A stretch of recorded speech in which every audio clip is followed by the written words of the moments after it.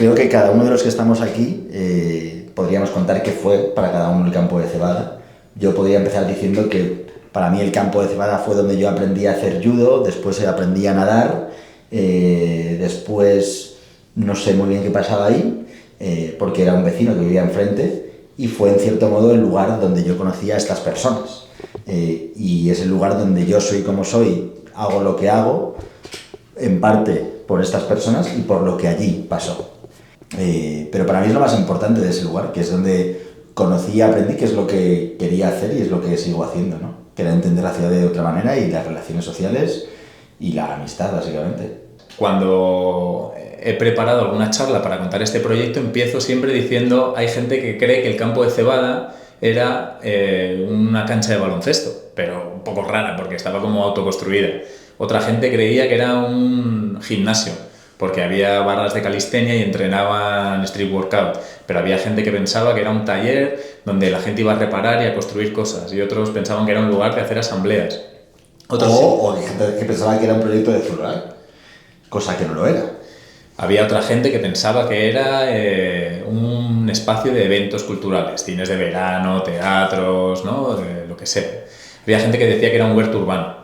que era un jardín comunitario y un huerto urbano. Había otra gente que pensaba que era como un espacio de participación, una asamblea, de escucha de vecinos, ¿no? Como que cada perfil diferente y luego mucha otra gente definiría la Cebada, y nunca nos la definió a nosotros, como cosas que jamás hemos sabido, o que hemos sabido de manera coyuntural. Pues vas en el metro y oyes a dos chavales de 17 años andando: mira la Latina, aquí es donde está el espacio donde puedes hacer lo que quieras. Era su definición de la Cebada. Y creo que esa pluralidad de visiones de lo que era la Cebada define un poco lo que era la Cebada. Y termino siempre diciendo: todas estas cosas caben en una tipología de equipamiento diferente, que como hay bibliotecas o hay piscinas municipales, hay o tendría que haber o está habiendo, pero no los terminamos de identificar, lo que nosotros llamamos en ese momento espacios o infraestructuras ciudadanas, lugares construidos o diseñados para que la ciudadanía pueda redefinir en cualquier momento, donde la participación, que es esa palabra peligrosa, no se entiende como un lugar donde se pregunta al pueblo qué quiere para hacerlo, sino que es un lugar que ofrece herramientas, materiales y situaciones para que sea la gente la que pueda hacerse las preguntas que quiere, ¿no? En la Cebada nunca hubo un proceso de escucha, nunca se preguntó ¿qué queréis en el barrio? No,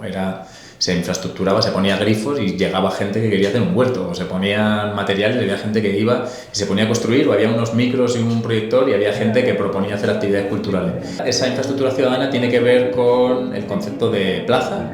y si quieres, ¿no? Como de mercado plaza, ¿no? De lugar de encuentro y de conexión. En un barrio está así de sencillo, solo que infraestructurado para que se pueda compartir y conectar muchas más cosas, para que el ciudadano tenga un poco más de poder del que normalmente se ofrece a la ciudadanía de un lugar, y que puedan cambiar una silla de sitio, o que puedan decidir qué planta quieren plantar, o qué evento quieren hacer, o qué peli quieren poner en el cine por la noche, y así de sencillo.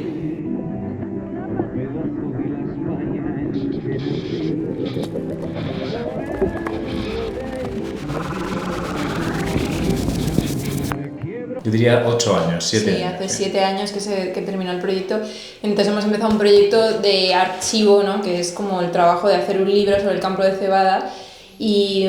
ha sido un proceso, bueno, está siendo un proceso porque todavía no lo hemos podido terminar, pero ha sido un proceso muy interesante y muy bonito también por esa idea de... Yo creo que Cebada fue el lugar, fue un laboratorio y fue un lugar en el que es muy difícil pensar que se pueda volver a replicar, y que es un espacio como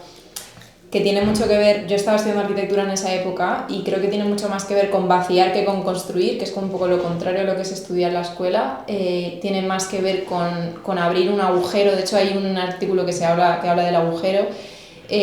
con hacer un agujero y quitar cosas para que puedan pasar otras cosas, que componer cosas. Y creo que en ese espacio pasaron, ahora que estamos haciendo el trabajo de archivo, ocurrieron muchas cosas que son muy valiosas y han sido muy valiosas para gente diferente, y que es muy difícil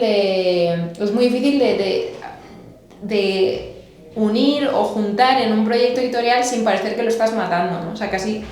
yo creo que de hecho hacer el libro a nivel emocional ha sido un proceso de enterramiento, lo cual es doloroso porque es dar por hecho que el proyecto, bueno, lo estás archivando para que de alguna manera pueda viajar al futuro y otras personas puedan aprender sobre este proyecto, pero también, claro, al archivarlo lo estás cerrando. Yo creo que por eso nos está costando tanto, ¿no? Es que creo que es un sitio en el que se pueden poner en práctica muchas de las visiones que Zulo tiene sobre la ciudad, que son pues la agencia de que los ciudadanos puedan de manera como autoorganizada generar, construir literalmente la ciudad que quieren, pues probar nuevos formatos de coordinación y de gestión. Ahí también se habla mucho del conflicto, se habla mucho de la innovación, de cómo estos espacios generan innovación arquitectónica, cómo se generan nuevas formas de construir, etc. Y digo, joder, es un poco... yo me quedo mucho con este... A mí me parece que es como un gimnasio. O sea, es un gimnasio de ciudadanía, es como una dotación... No sé, me voy a otro sitio, pero que pienso que hace 10, 20 años había otros contextos que a mí personalmente me interesan, como han sido, yo que sé, la ruta del bacalao, o que son lo mismo, son... O sea, sacado de contexto, pero son momentos en los que no hay como una ausencia de normas.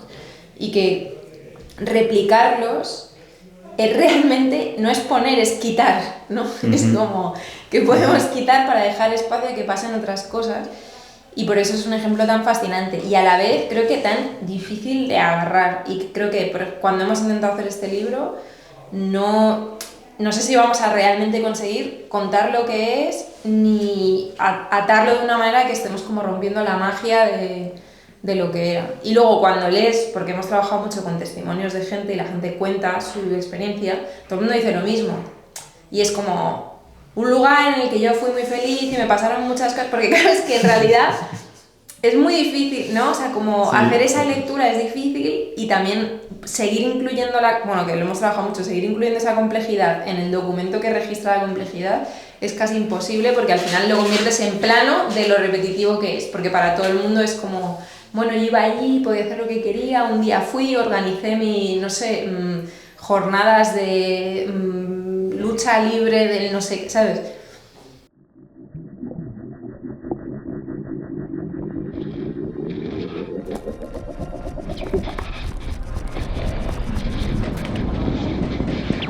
Creo que es difícil extrapolar el papel que tuvo la cebada en relación a su época y la influencia en una forma de hacer, o si la cebada era una pieza más de muchas cosas que estaban pasando, ¿no? Nosotros no somos autores por lo que dices, ¿no? Porque nos convertimos en el campo de cebada y era más fácil construir ese paraguas, y es algo que creo que nos ha marcado a nosotros como diseñadores, ¿no? Como construir comunidad con el agente con el que estás trabajando. Pero pasaron muchos colectivos por la cebada, algunos con más intensidad, otros con menos, pasaron arquitectos que no eran de colectivos, pasó mucha gente, pero es que a la vez estaban pasando procesos emergentes de escucha de ciudad, de diseño, de circularidad material, de cosas que tienen mucho que ver con la cebada, están pasando en muchos sitios a la vez en Madrid, a veces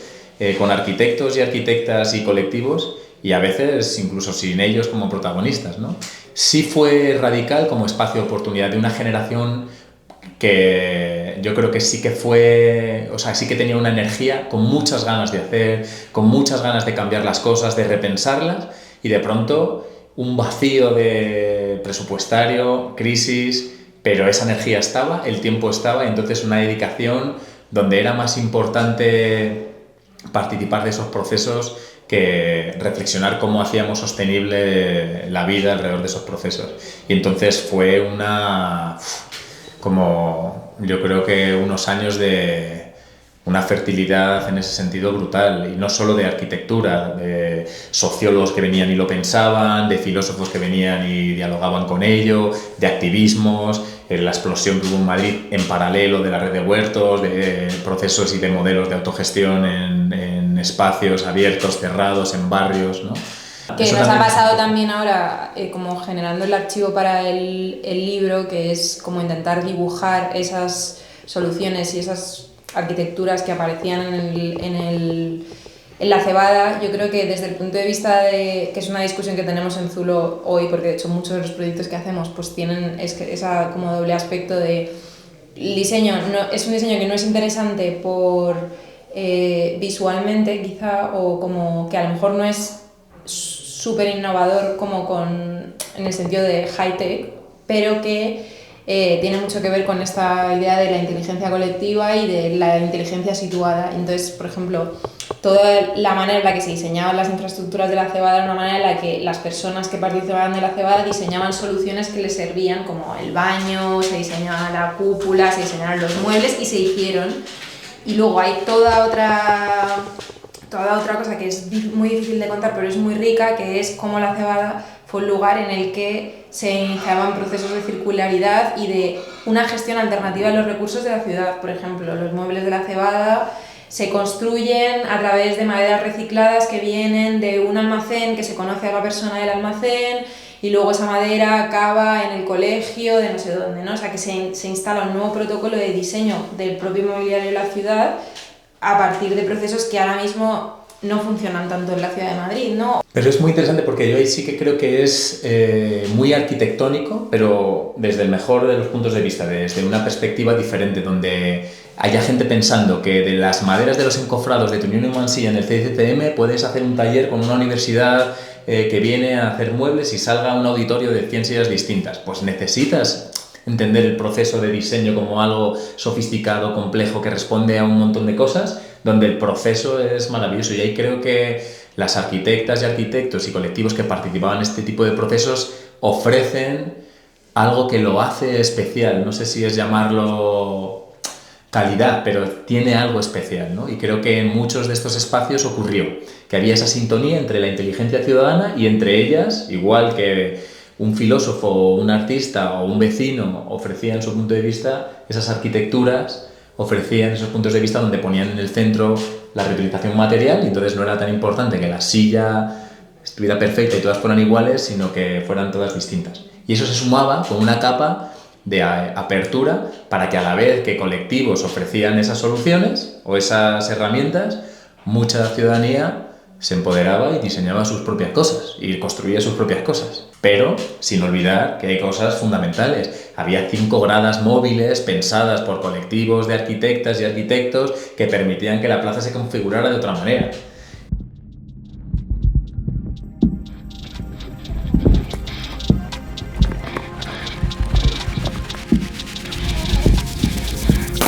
Y de hecho, una cosa muy bonita del libro es que precisamente cuando contábamos la cebada antes del libro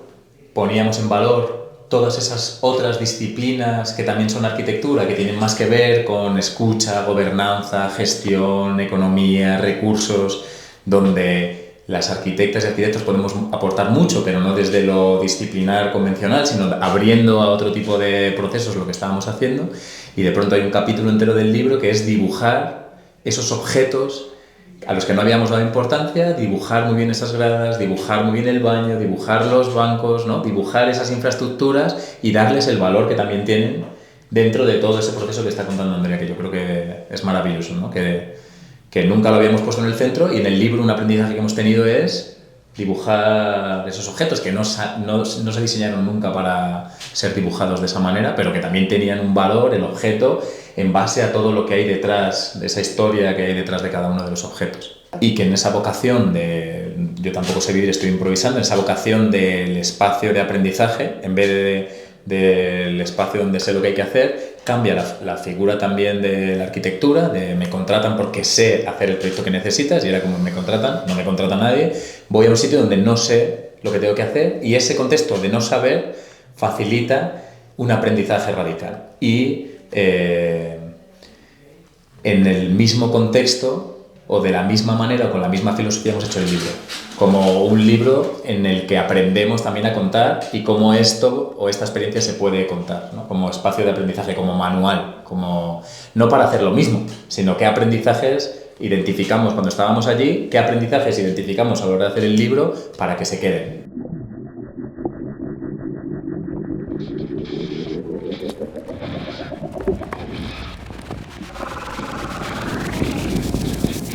Había unos mecanismos hiperconstruidos de la filosofía quincemayista o de todo ese movimiento de infraestructura ciudadana, donde se ofrece una asamblea que se reunió todos los lunes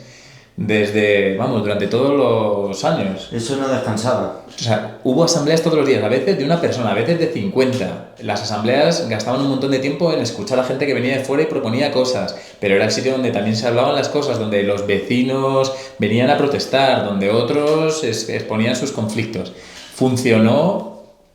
horizontalmente, pero esa asamblea que nos parecía en su momento que era ese mecanismo de gobernanza hipercomplejo, maravilloso y que funcionaba, en las conversaciones que fuimos teniendo y estudiando el propio contexto nos damos cuenta de que es igualmente imperfecto, que deja fuera a un montón de gente. Ningún chaval de 17 años venía a la asamblea, o venía uno que era un motivado, pero el resto estaban ahí, eran los que más usaban el campo, pero no iban nunca a hablar con mayores a la asamblea, o no escuchaba determinadas voces del barrio de gente que no iba a bajar, o sensibilidades distintas a las que también afectábamos. Y hablando con Amador Fernández Sabater, en unas conversaciones que tuvimos, nos dábamos cuenta de que en realidad la asamblea de la Cebada, que siempre dijo es un contexto en el que no se votaba, oye, hacemos esto, quién sí, quién no, había que estar como que intentaba ser un espacio de mediación donde se iban decantando las cosas, se iban tomando las decisiones conjuntamente. Se da cuenta de que deja fuera muchos contextos y que en realidad no solo que deja fuera, sino que es que ni siquiera es la que tiene capacidad de dejar fuera o no, que había muchísimas decisiones sobre el espacio que se estaban tomando en otros lugares que no era la asamblea, que era que los chavales del básquet cuando quedaban tomaban decisiones sobre cosas que habitaban el espacio y que no era formal, era informal, que el gobierno de un lugar así está en muchos lugares a la vez, que la gobernanza está en muchos lugares a la vez y que la armonía del lugar pasa por comprender esa gestión del caos, esa autogestión del caos de la que habla Amador, y escuchar mucho esas sensibilidades donde se están tomando decisiones para intentar que la cosa fluya, para intentar que haya respeto, para que se trabaje el conflicto como un lugar de oportunidad, pero siendo conscientes de que la asamblea tiene que estar como un mecanismo más, pero que no es la gobernanza del campo la asamblea. Pero también, y esto no hay que como ocultarlo, al revés, sino ponerlo de relevancia, la Cebada generaba un montón de conflictos, porque donde hay mucho espacio público, mucha basura, muchos problemas, gente que pues luego genera problemas de ruidos de mil cosas, ¿no? No me voy a poner yo a explicar, pero sí que generaban una serie de conflictos que para algunos vecinos eran excluyentes. Entonces, habitar cada uno de esos conflictos para darles la vuelta y que en vez de eliminar un problema, expulsar a alguien para que pueda entrar otro, trabajar con ello para transformar la plaza para que sea más abierta, exigía muchísima energía. Si pensamos en el nivel de control y violencia policial que hay ahora mismo en la ciudad de Madrid, es comparado con el que había en ese momento, es bastante extremo. O sea, pero comparado con el que había antes del COVID. O sea, el nivel de presencia y como que es que hemos ido perdiendo espacio. Y al final la Cebada o sea, como que lo hemos hablado mucho, era un sitio que era un poco tierra de nadie, en el que la policía no se sabía muy bien si entraba o no entraba, no sé qué, y eso también es ahora mismo. La plaza de Nelson Mandela, cada 3x4 está la policía, en no sé qué, y está la policía, o sea, que a mí me han hecho, ¿cómo se dice? Barrido, o sea, me han barrido de la plaza, un grupo de policías. O sea, es que realmente no podemos estar en la calle y o sea, al final de lo que habla la Cebada es de un sitio en el que la gente simplemente, es que ya no sea haciendo nada, es que la gente puede estar.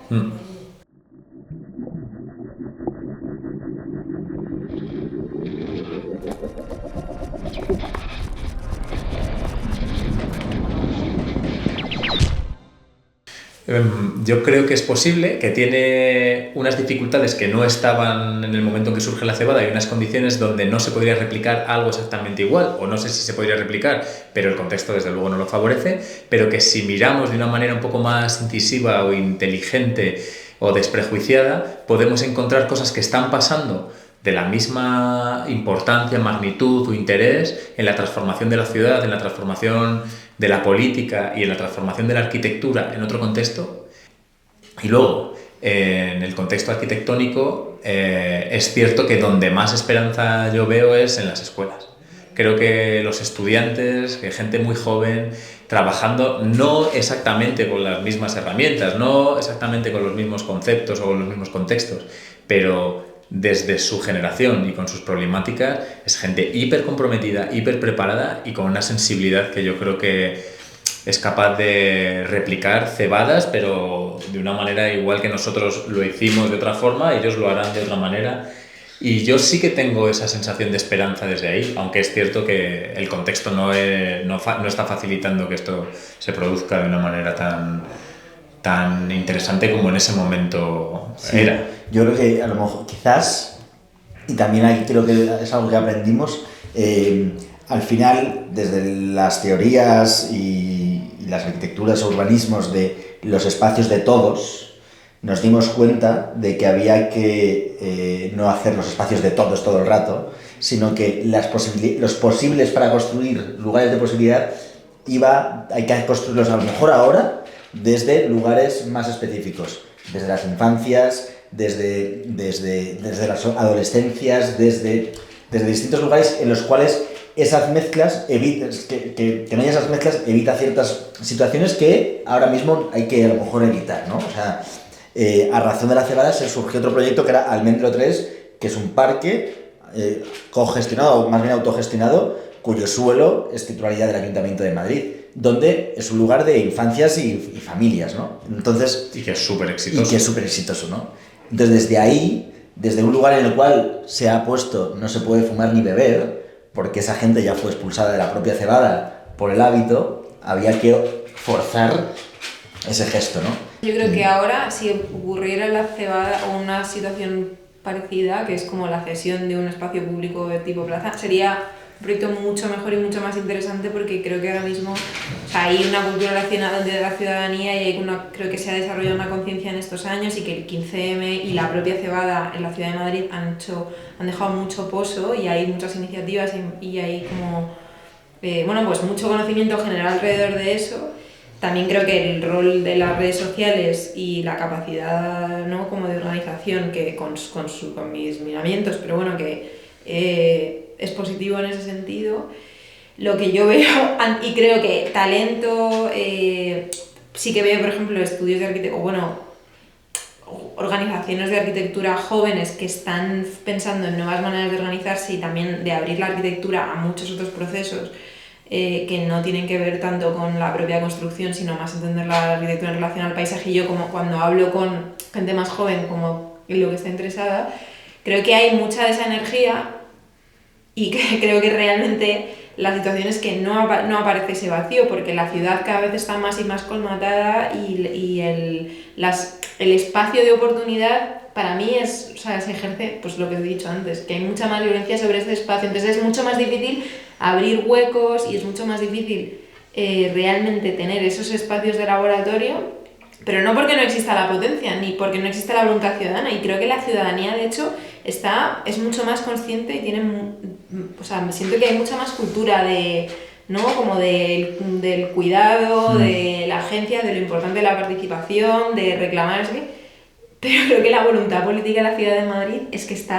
va en la dirección contraria, ¿no? Y creo que sí que es una cosa de oportunidad, pero también que es una cosa de oportunidad, o sea, que estoy de acuerdo 100%, pero que también todos esos colectivos que tienen, o esos agentes que están organizados de maneras distintas, que son gente joven y no tan joven, ¿no?, pero que sí que están trabajando con la misma energía, aunque en procesos muy distintos, están buscando sus propios huevos de oportunidad. Y de pronto lo rural se ha convertido en un lugar desde el que trabajar, que es súper interesante, con gente que viene precisamente de ahí, no es que vayamos los de la ciudad a lo rural, o el género, que en la cebada era una conversación que no aparecía.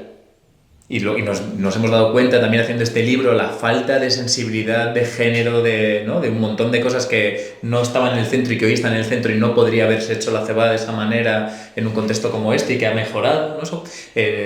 La ecología o la regeneración vinculada a la crisis climática, ¿no?